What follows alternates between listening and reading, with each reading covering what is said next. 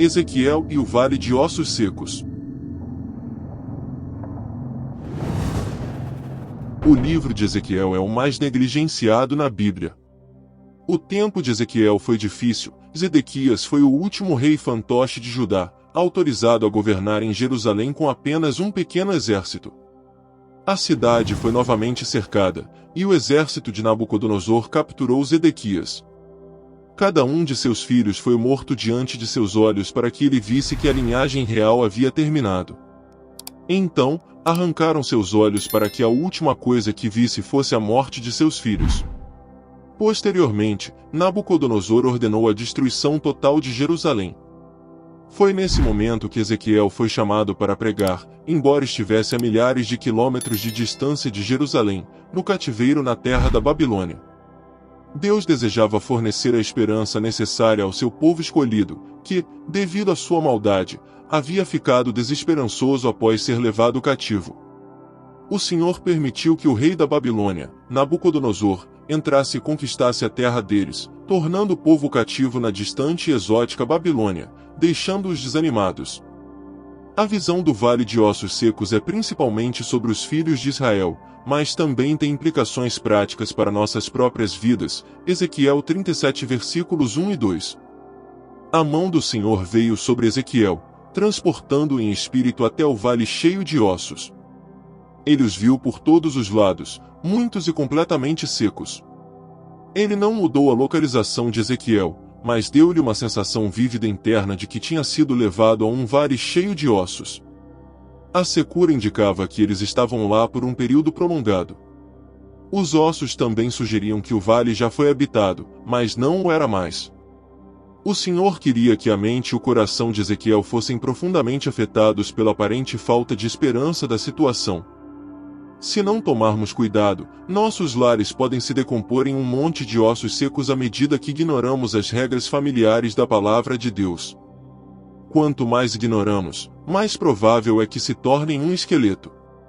Alguns cristãos, que uma vez caminharam com o Senhor, tornaram-se um monte de ossos, vivendo no que eram em vez do que deveriam ser.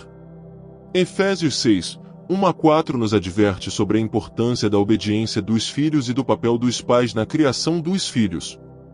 Ezequiel 37, 3 relata que Deus perguntou a Ezequiel se esses ossos poderiam viver. Ezequiel respondeu que apenas o Senhor sabia, indicando a impossibilidade da situação. Ao contemplarmos a importância do dia, podemos também refletir sobre os tempos que se aproximam. Se desejamos ver um avivamento, caberá ao Senhor realizá-lo, assim como fez no tempo de Ezequiel. No entanto, Deus é capaz de realizar tudo o que propõe.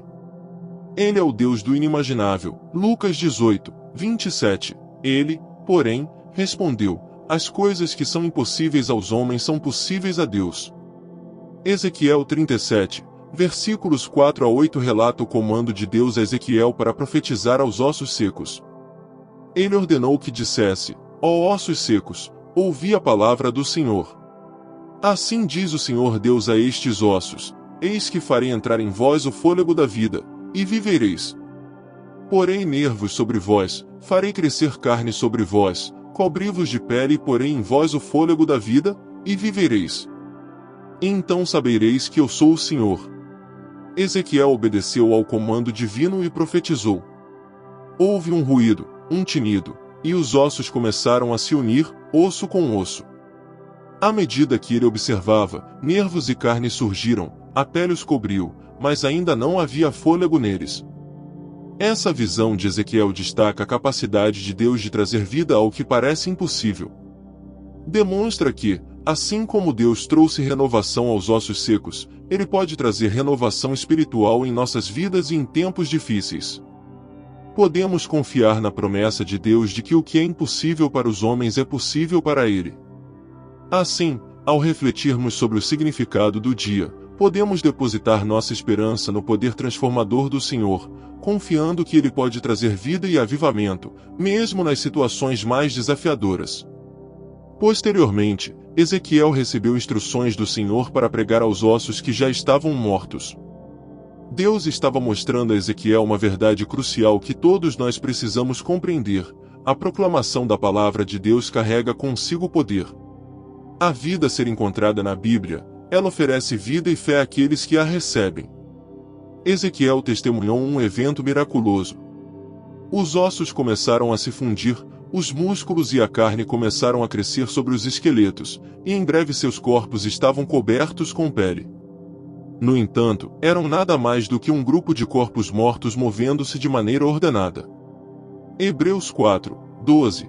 Pois a palavra de Deus é viva e eficaz, mais afiada do que qualquer espada de 2 gumes, ela penetra até o ponto de dividir alma e espírito, juntas e medulas, e julga os pensamentos e intenções do coração. Romanos 10, 17. De sorte que a fé é pelo ouvir, e o ouvir pela palavra de Deus. Ezequiel recebeu uma nova instrução de Deus para profetizar fôlego de vida. O termo ventos é derivado da palavra hebraica ruá, que pode significar vento, fôlego ou espírito. Ezequiel estava descobrindo que tudo que as pessoas realizam é vão, a menos que o Espírito Santo esteja presente. A presença do sopro divino da vida é essencial, da mesma forma que foi para Adão. Uma pessoa nasce do Espírito quando nasce de novo. Deus deve infundir vida espiritual em nossos corações. Ezequiel testemunhou uma notável demonstração de vitalidade à medida que o exército se levantava. Gênesis 2, 7. Então, formou o Senhor Deus ao homem do pó da terra e soprou em suas narinas o fôlego de vida, e o homem tornou-se um ser vivente. João 3, 5-8. Jesus respondeu: na verdade te digo que aquele que não nascer da água e do Espírito não pode entrar no reino de Deus. O que é nascido da carne é carne, e o que é nascido do Espírito é Espírito. Não te maravilhes de eu te dizer, importa-vos nascer de novo. O vento assopra onde quer, ouves a sua voz, mas não sabes de onde vem, nem para onde vai, assim é todo aquele que é nascido do Espírito.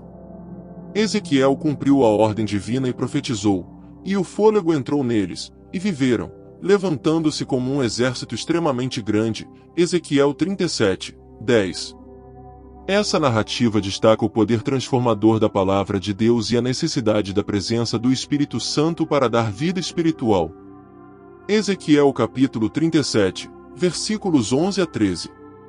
Então ele me disse: Filho do homem, estes ossos são toda a casa de Israel. Eis que dizem: os nossos ossos se secaram, e pereceu a nossa esperança, estamos de todo cortados.